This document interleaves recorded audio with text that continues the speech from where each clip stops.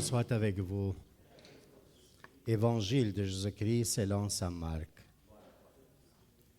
En ce temps-là, Jésus appela les 12. Alors il commença à les envoyer en mission 2 par 2 et leur donnait autorité sur les esprits impurs. Et il leur prescrivit de ne rien prendre pour la route, mais seulement un bâton. Pas de pain, pas de sac, pas de pièces de monnaie dans leur ceinture. Mettez des sandales. Ne prenez pas de tunique de rechange. Il leur disait encore, quand vous avez trouvé l'hospitalité dans une maison, restez-y jusqu'à votre départ. Si dans une localité, on refuse de vous accueillir et de vous écouter, partez et secouez la poussière de vos pieds. Ça sera pour eux un témoignage. Ils partirent et proclamèrent qu'il fallait se convertir. Ils expulsaient beaucoup de démons, faisaient des onctions de huile à de nombreux malades et les guérissaient. Acclamons la parole du Seigneur. Asseyez-vous. Bien, mes frères, on vient d'écouter une parole forte ce matin. La parole de Amasia et Amos. Amasia est le prêtre, le responsable de la maison royale, le roi d'Israël. Et Amasia, c'était le prêtre responsable de la maison. Amos, c'est un homme pauvre, travaille comme agriculteur, et il a des animaux à garder.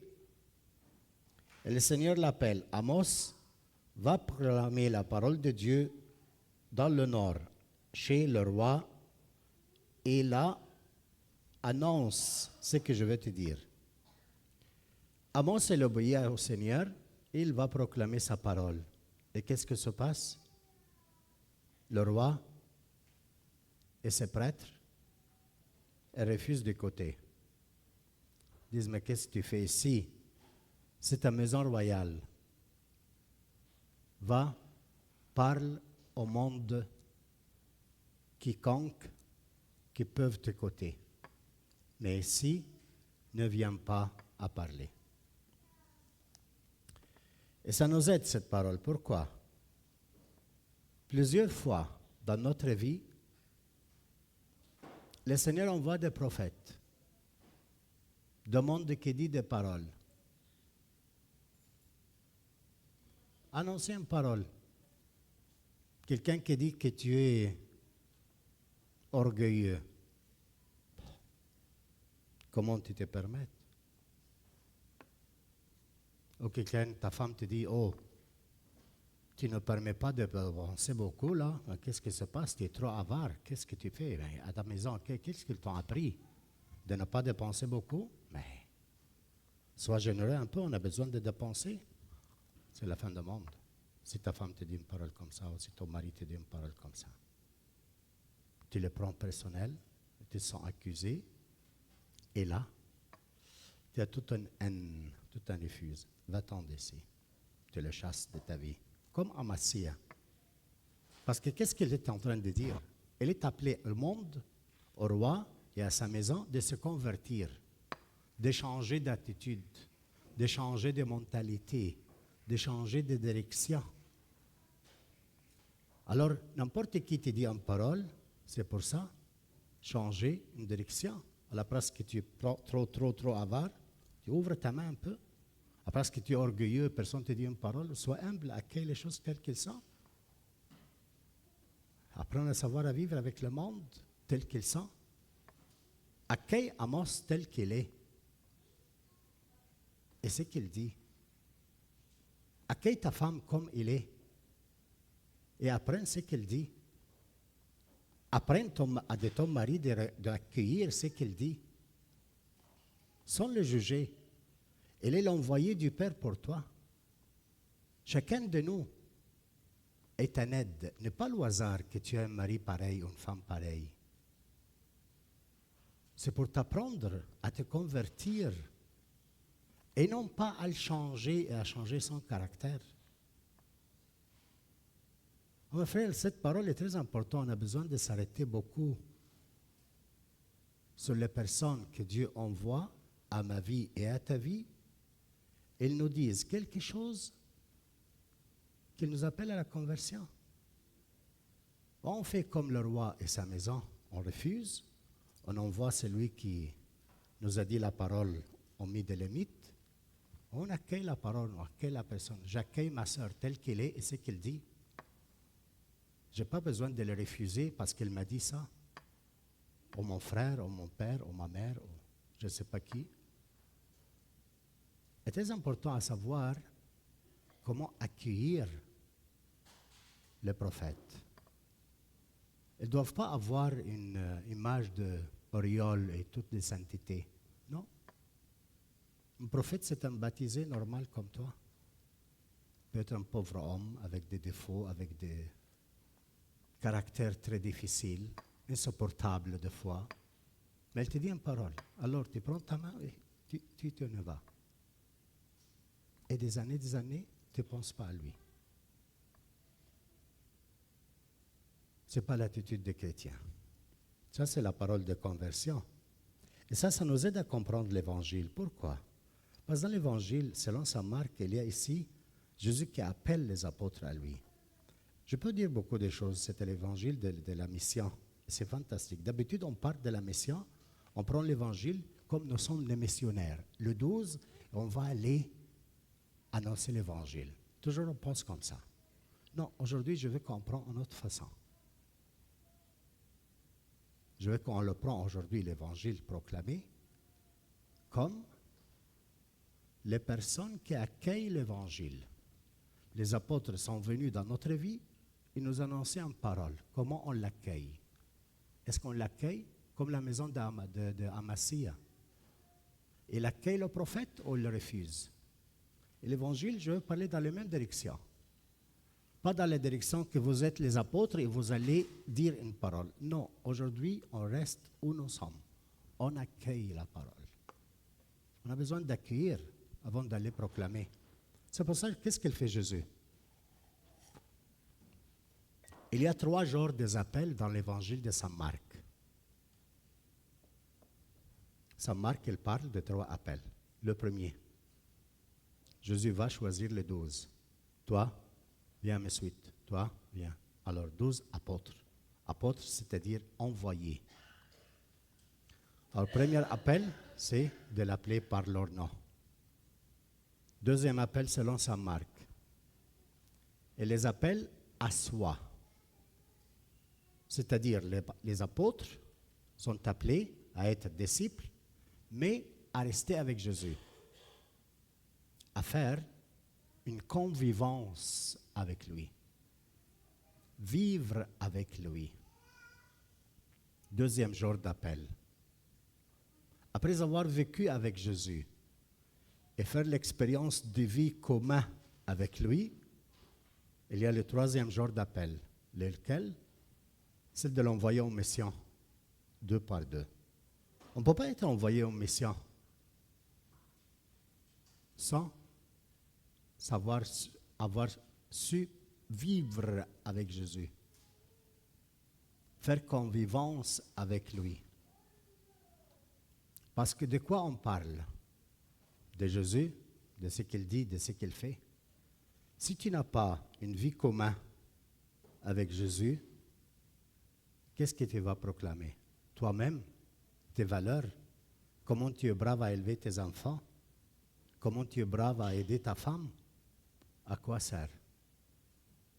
Non, Tu ne vas pas partir pour proclamer toi et ta vie et tes bons caractères. Tu vas proclamer ce que tu as vécu avec le Seigneur. Alors attention, on ne peut pas se considérer des apôtres et nous sommes appelés à parler au monde autour de nous avant de penser, est-ce qu'on a vécu notre appel d'être disciples qui vivent avec le Christ, faire convivence avec lui? Aujourd'hui, tu te trouves en convivence avec lui ou il est dehors de ta vie? Où te trouves aujourd'hui? Ça, c'est les 3 jours des appels. Le 3e, ce matin, Jésus l'envoie. Après avoir vécu avec lui, il l'envoie. Mais 2 par 2. Pourquoi 2 par 2?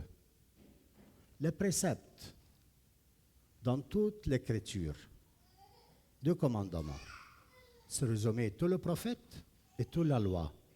Aimer Dieu, aimer son prochain. Il n'y a pas plus que ça dans toute la Bible. Alors on va 2 par 2. Pourquoi? Pour vivre la communion. Si tu n'as pas la communion avec ta femme à la maison, tout ce que tu enseignes à tes enfants sera perdu. Parce que les enfants, ils voient si vous êtes d'accord. Mais si vous êtes divisés à la maison, vos enfants ne croient pas à vos paroles. La même chose, si tu vas prêcher l'Évangile et tu n'as pas la communion avec ton prochain, celui qui est avec toi dans l'équipe, ce que tu dis ne touche pas les autres. Pourquoi? Parce qu'ils voient ta vie, comment tu te comportes avec l'autre. Alors la question de la communion est très importante. 2 par 2. Pour vivre le précepte, aimer Dieu avec tout son cœur et le prochain, comme soi-même. 2 choses. Je peux dire beaucoup de choses, mais je vais dire une autre chose et j'arrête. 2 par 2, leur donner autorité sur l'esprit impur. C'est sûr, après avoir vécu avec le Seigneur, après avoir eu l'envoi, il le donne un pouvoir. Alors la personne qui va parler, qui a une communion avec l'autre, elle ne parle pas de soi, mais elle parle avec le pouvoir de Dieu. Elle discerne quelle est ta souffrance et d'où tu souffres profondément. Elle comprend bien que ta souffrance ne vient pas de manque d'argent, ne vient pas de manque que tu n'as pas une maison comme l'autre. Ta souffrance ne vient pas que tu n'as pas beaucoup de voitures comme l'autre famille. Elle comprend bien l'envoyé, l'apôtre, que ta souffrance ne vient pas de manque de choses matérielles. Il comprend que ta souffrance ne vient pas parce que tu n'as pas bien la santé. Mais il comprend que ta souffrance, elle a une origine commune à tous les êtres humains. Que tu te sépares de Dieu et que tu vis selon ta volonté. Là, l'origine de nos souffrances. On n'est pas en communion avec le Seigneur qu'il nous a aimés à donner sa vie pour nous. C'est ça la souffrance principale de chaque homme. Il est autonome, autonomos. Il fait loi de soi. À la maison, moi j'ai mis les lois. On fait comme ça. On ne fait pas comme les autres. On ne fait pas ce qu'elle dit, ça et l'autre. On fait ce que je dis. Vous comprenez? Il a donné une autorité pour comprendre où est vraiment l'homme souffre des péchés. Il leur donnait autorité sur les esprits mauvais et leur prescrivit de ne rien prendre pour la route, mais seulement un bâton. Très intéressant. Ici, Saint Marc, elle dit, prenez des bâtons. Saint Matthieu et Saint Luc, ils disent, ne prenez pas de bâton. Comment se fait-il? Pour Matthieu et pour Luc, il y a une chose. Pour eux, le bâton, c'est la façon de se défendre des pauvres. Alors pour eux, ils sont en train de dire, ne prenez pas de bâton, c'est-à-dire ne prenez pas les moyens de défendre des pauvres. Ne vous défendez pas. OK? On comprend ça. Ça, c'est un point de vue. C'est très bien. C'est très logique. Ah, l'envoyé du Seigneur, il n'a pas besoin de se défendre avec un bâton. Mais Marc, il dit, ne prenez pas ni argent, ni sac, ni de robe, mais seulement un bâton. Pourquoi? Parce que aussi, vous rappelez-vous, selon Matthieu et Marc et Luc aussi, quand Jésus était dans Gethsémani et Pierre, il a fait sortir l'épée pour tuer le Milchas, le soldat de Romain, il a coupé l'oreille, le Seigneur lui dit, mets ta épée dans le faudrel, dans son sac. Parce que celui qui prend avec violence, il va être pris avec violence. Mon moyen n'est pas de faire violence. Marc, elle dit, prenez des bâtons. C'est-à-dire, défendez-vous et faites violence? Non. Mais qu'est-ce qu'elle veut dire? Le bâton, pour Marc, sert à deux choses. Premièrement, c'est le moyen de marcher de pèlerin. C'est-à-dire, Jésus est en train de le dire, vous êtes des pèlerins. C'est pour cela, mettez des sandales, parce que vous allez marcher. Alors, mettez des sandales, prenez le bâton pour marcher. Et le bâton sert à quoi? Le bâton, c'est pour le pasteur, parce que vous allez proclamer la parole de Dieu, vous allez gérer des brebis, le troupeau que le Seigneur vous donne à travers vos paroles. Conduis-le. Deux choses. Et troisième chose, en résonance biblique, quand le Seigneur a pris le peuple pour sortir de l'Égypte, qu'est-ce qui s'est passé? Le Seigneur donne à Moïse quoi? Un bâton. Et quel est le service de ce bâton? Le élever, l'a mis sur la mer, et le jour s'est ouvert. Alors le bâton, pour Marc, c'est le signe de donner la vie devant la mort. Le pouvoir qu'il a l'apôtre de donner avec sa parole la vie devant la vie du monde qu'il écoute, qu'ils sont dans la mort à cause des péchés. Alors, vous voyez, chaque évangéliste, c'est là un point de vue. C'est merveilleux. Entrez dans ce qu'il dit, l'évangéliste de Jésus, ce matin. En effet, j'espère qu'il y a beaucoup de choses à dire dans l'évangile et c'est très beau, mais ce n'est pas le moment. Mais j'espère qu'on concentre sur ce point. Je suis appelé, avant de proclamer la parole et appeler le monde à la conversion, de faire convivence avec Jésus et de vivre avec lui et de voir tout ce qu'il me dit les autres autour de moi, que c'est pour mon bien. Elle me sert pour m'unir à Christ et de ne pas me défendre du point de vue des autres contre moi. Tout concourt pour le bien de ceux qui aiment le Seigneur. La deuxième chose, après l'appel, le Seigneur m'appelle à vivre la communion avec ma femme, mon mari, pour être des vrais apôtres pour nos enfants, pour qu'ils puissent nous croire. Parce que s'il y a la division entre nous, ils ne nous croient pas. Et les enfants grandissent de leur tête. Regardez le couple autour de vous, apprenez bien. C'est très important de regarder s'il y a une communion avec ta femme ou avec ton mari pour le bien des enfants.